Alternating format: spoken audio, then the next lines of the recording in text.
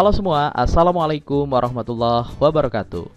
Berjumpa lagi dengan saya Egy Nugraha. Di video kali ini kita akan membahas mengenai sistem peredaran darah pada manusia atau dikenal dengan sistem transportasi. Pada video kali ini kita akan membahas mengenai komponen pada sistem peredaran darah. Yang pertama adalah jantung. Jantung terlibat dalam memompa darah, lalu darah sebagai alat angkut dan bahan yang diangkut, lalu pembuluh darah atau yang dikenal dengan saluran darah. Nah, pada video kali ini kita akan membahas mengenai darah. Apa itu darah? Darah memiliki banyak kegunaan bagi tubuh. Darah mempunyai komposisi yang sangat kompleks. Secara garis besar, darah terbagi menjadi dua komponen. Ada yang namanya plasma darah dan ada yang namanya sel darah. Nah, plasma darah ini merupakan komponen yang paling banyak, ya, dimana di sini komposisinya 52 hingga 62%. Nah, sedangkan sisanya terdiri daripada sel darah. Nah, sel darah yang paling banyak yaitu adalah sel darah merah. Oke, kita lihat terkait dengan struktur daripada darah. Nah, darah kita bisa bagi di sini. Ada yang namanya plasma darah. Plasma darah terdiri dari air, lalu ada protein darah, lalu ada garam mineral, lalu ada senyawa nutrien, lalu ada sisa metabolisme, ada gas respirasi, ada hormon. Nah, sedangkan untuk sel darah terdiri atas eritrosit atau sel darah merah, lalu ada trombosit yang dikenal dengan keping darah, lalu ada yang namanya leukosit yang kita kenal dengan sel darah putih. Baik, yang pertama akan kita bahas terkait dengan komponen penyusun daripada darah, yaitu adalah plasma darah. Nah, plasma darah ini terdiri dari beberapa komponen dan yang paling banyak komponennya adalah air. Nah, lalu di sini juga terdapat yang namanya protein darah. Nah, protein darah diantaranya terdapat yang namanya albumin, ada globulin, ada fibrinogen. Lalu untuk senyawa nutrien ini terdiri daripada glukosa, asam amino, asam lemak, gliserol, vitamin, dan mineral. Sedangkan gas respirasi terdiri daripada oksigen dan karbon dioksida.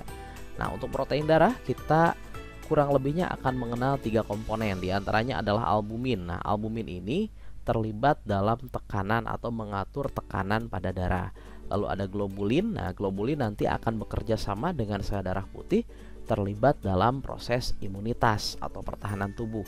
Lalu ada fibrinogen. Nah, fibrinogen ini juga merupakan bagian yang nantinya akan terlibat dalam pembekuan darah dalam pembentukan benang-benang fibrin. Nah, ini nanti akan bekerja sama dengan yang namanya trombosit.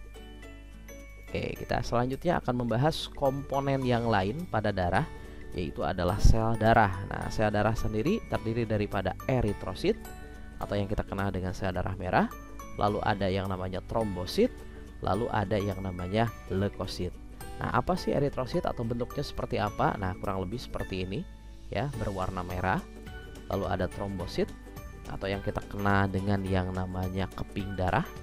Lalu ada yang namanya sel darah putih. Nah, sel darah putih nanti terdiri dari beberapa bentuk. Nah, untuk mempermudah kita bisa lihat bahwa darah secara garis besar terdiri daripada dua komponen. Yang pertama adalah plasma darah, yang kedua adalah sel darah. Nah, untuk plasma darah, komponen utama yang paling banyaknya itu adalah air, lalu ada protein dan ada zat yang lainnya.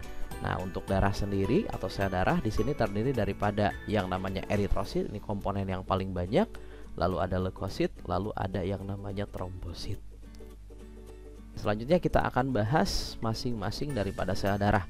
Nah, di sini ada yang namanya sel darah putih, ya. Sel darah putih ini terdiri daripada monosit, basofil, eosinofil, limfosit, dan neutrofil.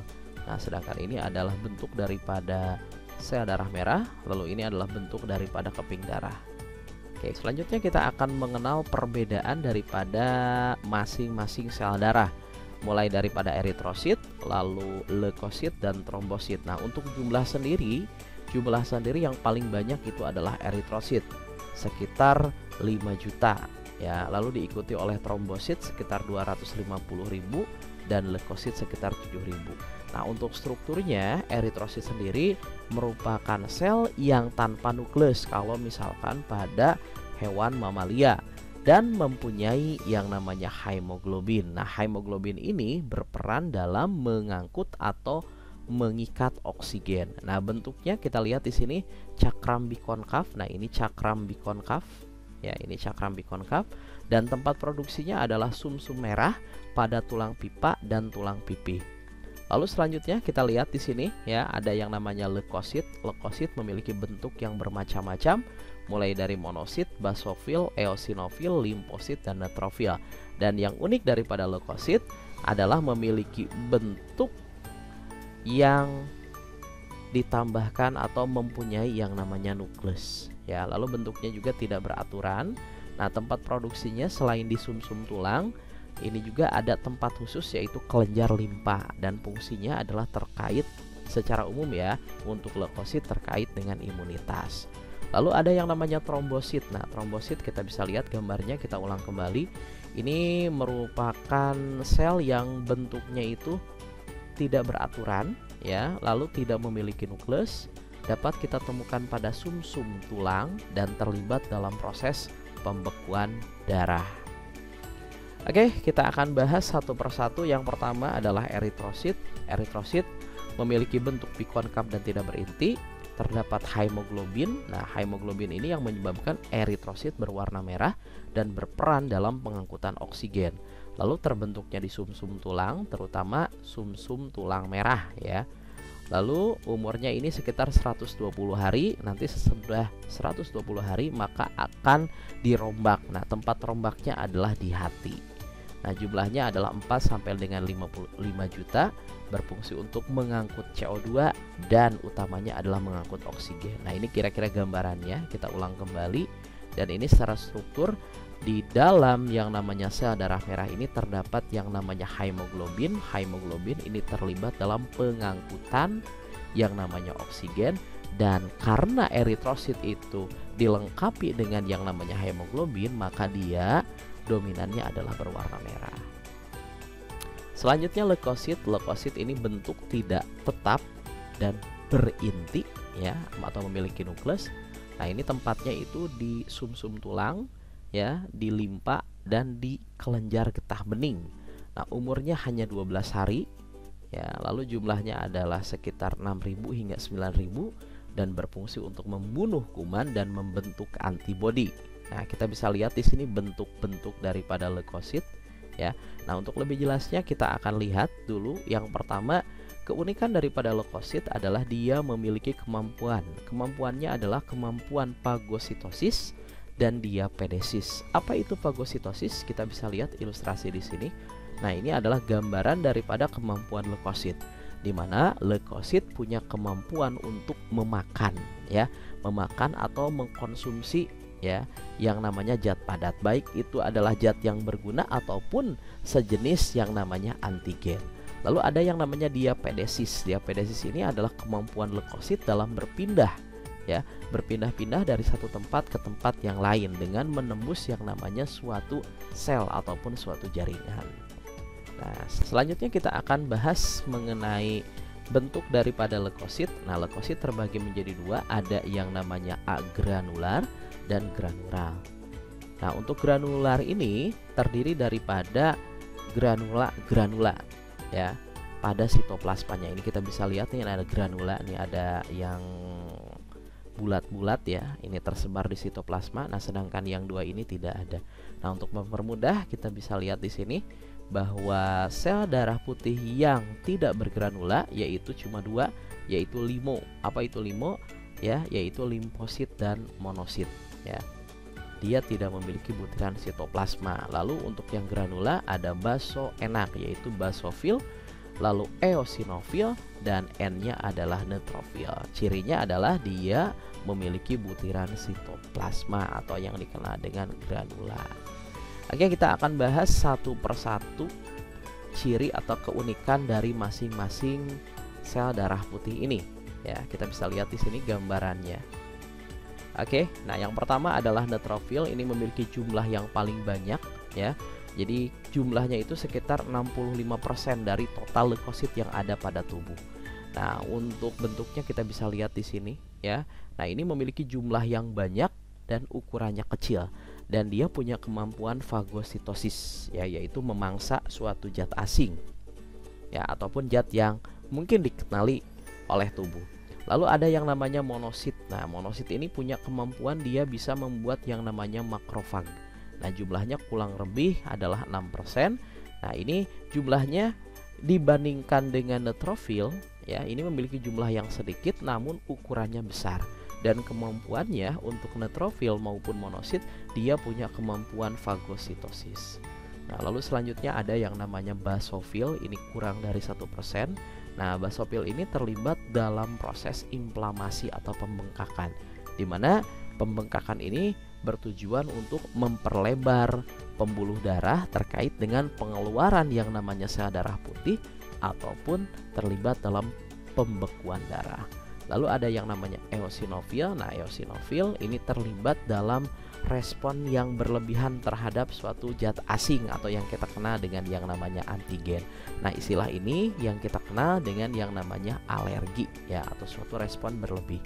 Lalu selanjutnya, nah ini komponen paling banyak kedua daripada leukosit itu adalah limfosit, di mana totalnya itu kurang lebih 25%. Dan yang unik daripada limfosit adalah limfosit punya kemampuan membuat yang namanya antibodi. Nah, antibodi ini adalah suatu bentuk pertahanan yang bersifat spesifik.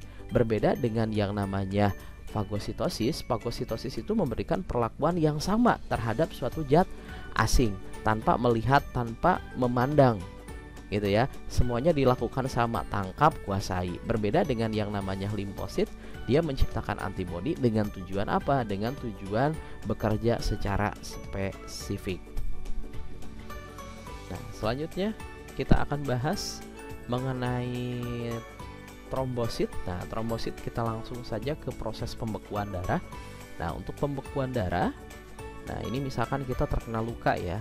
Nah, bagaimana sih proses yang terjadi luka sampai akhirnya luka kita mengering, ya, sampai akhirnya tidak lagi keluar yang namanya darah, dan bahkan tidak akan ada yang namanya rasa sakit. Nah, secara konsep kita bisa lihat di sini, ya. Yang pertama, jika terjadi kerusakan, maka nanti sisa darah putih ini pasti akan keluar, ya. Jadi darah mengalir. Nah, maka konsepnya adalah bagaimana caranya si darah ini tidak banyak keluar. Nah, tentu saja ini harus diperbaiki nih pembuluhnya. Nah, prosesnya itu dengan cara apa? Dengan cara pembekuan darah. Nah, siapa yang terlibat dalam pembekuan darah? Yaitu adalah trombosit atau yang dikenal dengan keping darah. Apa yang terjadi saat kita mengalami luka? Nah, maka di sini si yang namanya trombosit, nah ini trombosit lah taruh ya ini ya. Nah, ini trombosit ini nanti akan pecah, ya. Dia akan mengeluarkan suatu enzim. Nah, enzimnya itu bernama trombokinase atau yang dikenal dengan tromboplastin, ya. Nah, trombokinase atau tromboplastin ini adalah suatu zat anti hemofili, ya. Nah, jadi kalau misalkan ada orang yang mengalami hemofili, maka darahnya sukar membeku. Kenapa? Karena tidak punya yang namanya trombokinase. Nah, apa sih kegunaan daripada trombokinase? Nah, trombokinase ini nanti akan membantu protein darah yang lain yang bernama protombin.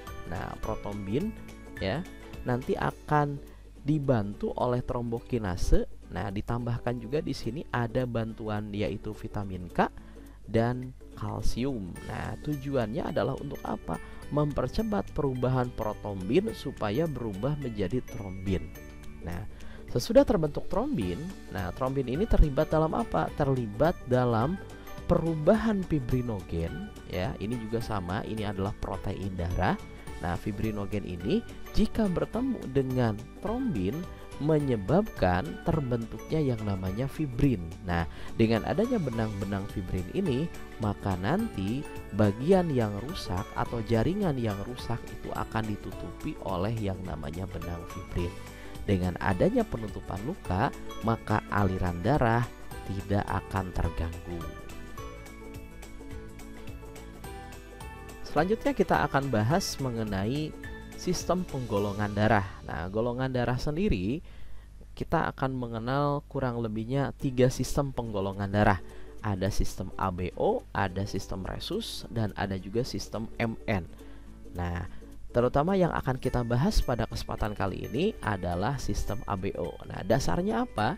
Nah, seseorang dikatakan bergolongan darah A, B, AB, dan O ini berdasarkan adanya aglutinogen dan adanya aglutinin. Nah, apa itu aglutinogen? Aglutinogen itu adalah suatu protein ya atau antigen yang terdapat pada yang namanya eritrosit.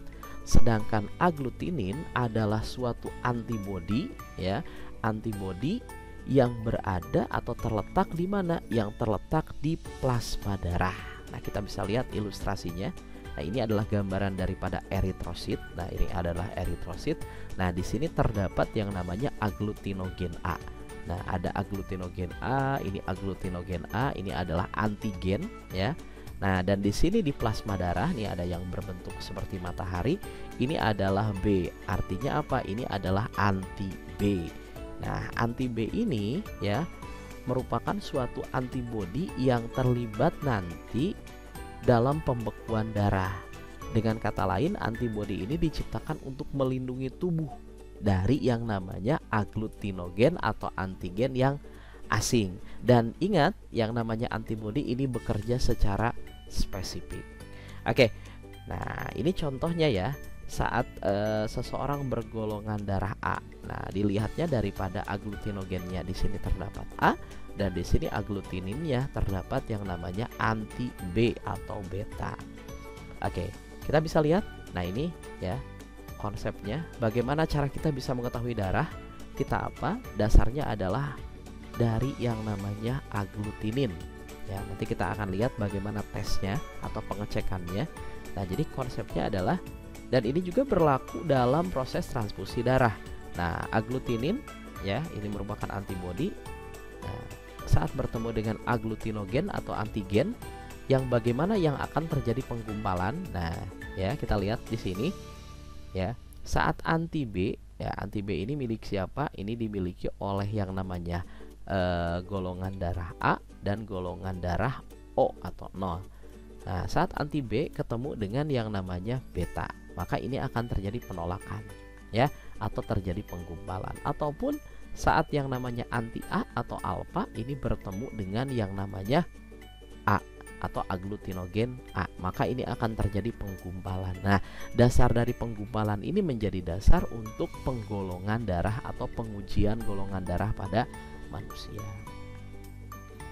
Selanjutnya kita mengenal yang namanya sistem resus. Nah, untuk sistem resus tidak jauh berbeda dengan sistem AB0, hanya saja untuk golongan darahnya hanya ada dua, ada resus positif dan resus negatif.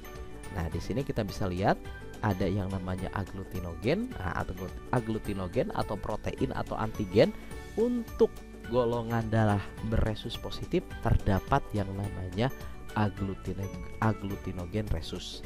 Sedangkan pada aglutininnya terdapat juga antibodi ya. Nah, antibodi ini adalah suatu bentuk pertahanan terhadap resus yang berbeda. Nah, lalu untuk resus negatif dia tidak memiliki yang namanya aglutinogen. Nah, dan aglutinin pada resus negatif juga tidak ada. Namun ada kondisi tertentu di mana nanti seseorang dengan resus negatif dia bisa membentuk yang namanya antiresus ya. Nah, ini untuk pengujiannya ya, ini untuk pengujiannya sama ya. Dasarnya adalah saat aglutinin bertemu dengan aglutinogen akan terjadi penggumpalan, yaitu saat yang namanya anti D, nah atau antiresus bertemu dengan yang namanya resus atau aglutinogen resus, maka ini akan terjadi penggumpalan. Oke, kita akan masuk bagaimana kita bisa mengetahui golongan darah kita. Nah, mungkin ini tidak asing ya jika pernah menemukan kartu penggolongan darah. Nah, ini ada darah kita ditetesi di 4 tempat yang berbeda ya. Nah, lalu di sini ada tulisan ada anti A, ada anti B, ada anti AB, ada anti resus. Nah, ini biasanya nanti darah kita akan ditetesi dengan yang namanya serum ya. Nah, nanti akan kelihatan nih bagaimana proses penggumpalan. Nah, ini seperti ini nih.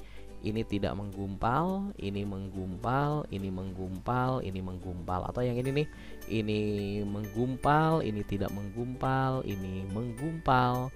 dan yang ini menggumpal. Nah, dasarnya adalah sama ya, saat aglutinin bertemu dengan yang namanya aglutinogen akan terjadi penggumpalan ya. Oke, kita lihat ini ya, saat anti B ketemu dengan yang namanya B, saat anti A ketemu dengan yang namanya A, dan saat yang namanya anti AB ketemu dengan A dan B, saat anti D ketemu dengan yang namanya resus. Nah, untuk anti B, anti A, anti AB ini digunakan untuk menentukan golongan darah menggunakan sistem ABO. Sedangkan anti B digunakan dalam menentukan golongan darah menggunakan sistem resus. Oke, untuk selanjutnya kita akan coba bagaimana cara kita mengecek darah ya. Nah, untuk golongan darah, nah ini ya.